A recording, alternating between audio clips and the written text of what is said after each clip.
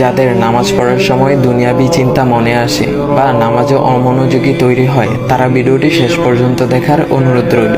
হযরত আলী রাদিয়াল্লাহু তাআলা আনহুর কাছে একজন ব্যক্তি এসেছে। তখন লোকটা বলল, হুজুর, আমার নামাজে মন বসে না। নামাজে দাঁড়ালে আমার দুনিয়াবি নানা চিন্তা আসে। হুজুর, আমার এই নামাজ কি আল্লাহ তাআলা কবুল করবেন? তখন হযরত আলী রাদিয়াল্লাহু তাআলা আনহা বলেছেন, না, তোমার নামাজ কবুল হবে না। তখন লোকটা মনে অনেক কষ্ট নিয়ে চলে যাচ্ছেন।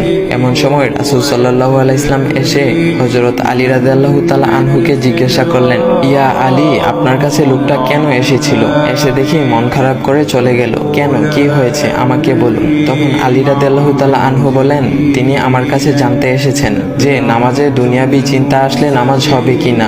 আমি বলেছি, না, তোমার নামাজ কবুল হবে না। রাসূল সাল্লাল্লাহু আলাইহি ওয়াসাল্লাম তখন বলেন, ইয়া আলী, আপনাকে আমি একটা চাদর উপহার দিতে চাই, তবে একটা শর্ত আছে। আলী রাদিয়াল্লাহু তাআলা আনহু খুশি হয়ে বলেন, ইয়া রাসূলুল্লাহ, কি শর্ত তা বলুন, আমি আপনার সকল শর্ত মেনে নিব। বুঝতেই তো পারছেন রাসূল সাল্লাল্লাহু আলাইহি ওয়াসাল্লামের চাদর বলে কথা। তখন রাসূল সাল্লাল্লাহু আলাইহি ওয়াসাল্লাম বললেন, ইয়া আলী, আপনি যদি এই মুহূর্তে 2 রাকাত নামাজ একনিষ্ঠভাবে পড়তে পারেন দুনিয়াবি সকল চিন্তা দূর করে, তাহলে আমি আপনাকে সেই চাদরটি উপহার দেব।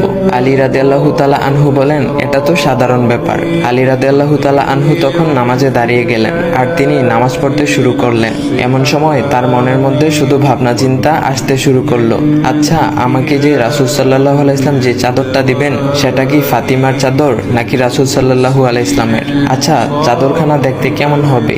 এই বিভিন্ন বিষয় নিয়ে ভাবতে লাগলেন। তিনি ভুলেই গেছেন যে দুনিয়াবি চিন্তা নামাজে আনতে রাসূল সাল্লাল্লাহু আলাইহি ওয়াসাল্লাম নিষেধ করেছেন। এর মধ্যে আলী রাদিয়াল্লাহু তাআলা আনহুর নামাজ পড়া শেষ। আলী রাদিয়াল্লাহু তাআলা নামাজ শেষ করে রাসূল সাল্লাল্লাহু আলাইহি ওয়াসাল্লামকে বলতেছেন, ইয়া রাসূলুল্লাহ, আমি আপনার শর্ত মেনেছি, এখন আমাকে চাদরখানা উপহার দেন। রাসূল সাল্লাল্লাহু আলাইহি ওয়াসাল্লাম বলেন, ইয়া আলী, আপনি কি একনিষ্ঠভাবে দুনিয়াবি চিন্তা মুক্ত ছাড়া 2 রাকাত নামাজ পড়েছেন? তখন আলী রাদিয়াল্লাহু তাআলা আনহা মুচকি হেসে বললেন, না ইয়া রাসূলুল্লাহ, আমি আপনার চাদর নিয়ে অনেক কিছুই ভেবেছি।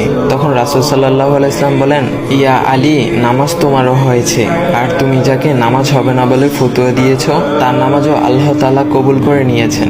শোনো আলী, দুনিয়াবি চিন্তা দ্বারা নামাজ বাতিল হয় না, নামাজ মহান আল্লাহ তাআলা কবুল করে নেন।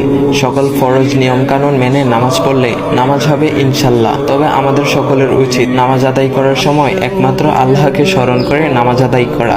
নামাজে দাঁড়ালে দুনিয়াবি চিন্তা মাথায় আসে, এটা শয়তানের একটা ফাঁদ।